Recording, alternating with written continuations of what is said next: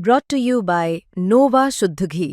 जब जब खाए दिल खुश हो जाए, सदियों का नोवा शुद्ध देसी घी, सपना स्वस्थ भारत का। I love घी घी घी घी घी घी।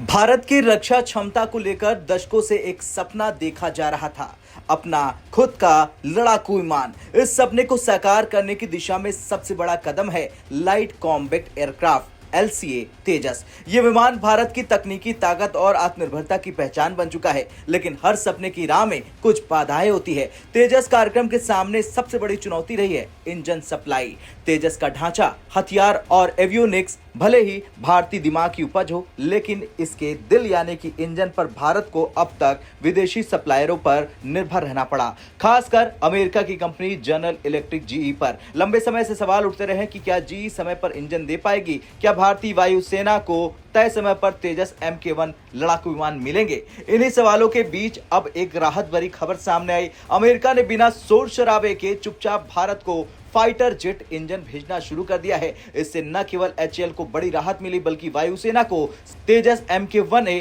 मिलने की संभावना मजबूत हो गई। दरअसल साल 2021 में हिंदुस्तान एरोनॉटिक्स लिमिटेड यानी HAL और अमेरिकी कंपनी जनरल इलेक्ट्रिक्स यानी GE के बीच एक बड़ा करार हुआ। इसमें तय हुआ कि GE HAL को 99 F404IN 20 इंजन सप्लाई करेगा। ये इंजन तेजस MK1 में लगेंगे। करार के मुताबिक GE को 2026 तक सभी इंजन देने थे, लेकिन असली चुनौती थी डिलीवरी टाइमिंग। HAL का लक्ष्य था कि हर साल 30 तेजस विमान बनाए जाए, लेकिन अगर इंजन ही समय पर ना आए तो ये लक्ष्य असंभव बन जाता है। साल 2021 के करार के बाद उम्मीद थी कि GE हर साल 12 इंजन भेजना शुरू करेगा, लेकिन सप्लाई चेन में आई दिक्कतों और कुछ प्रशासनिक देरी की वजह से इंजन समय पर नहीं पहुंचा। HAL की चिंता बढ़ने लगी, क्योंकि भारतीय वायुसेना ने 83 MK1A विमानों का ऑर्डर पहले ही दे रखा था। इसकी कीमत लगभग 48,000 करोड़ रुपए थी। अगर इंजन देर से आते तो वायुसेना को विमान भी देर से मिलते, यानी इंजन की देरी से पूरा प्रोजेक्ट पीछे खिसकने वाला था। लेकिन अब हालात बदल चुके। GE ने चुपचाप भारत को इंजन भेजना शुरू कर दिया। मार्च 2025 में पहला इंजन मिला, सितंबर 2025 तक तीसरा इंजन भारत पहुंच जाएगा। GE ने वादा किया कि अब सप्लाई चेन पूरी तरह से सुधर जाएगी। इसका मतलब है कि HAL समय पर तेजस MK1A बनाकर वायुसेना को सौंप देगी।